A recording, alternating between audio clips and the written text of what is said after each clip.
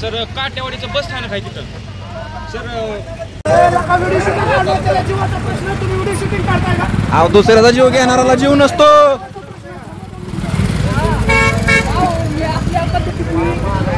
काम करता खाणार एवढा त्रास.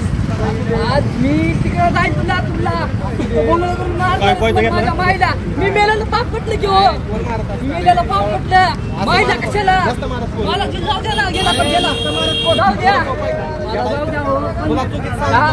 बिना कारण का खरंच मुलाला त्रास नको.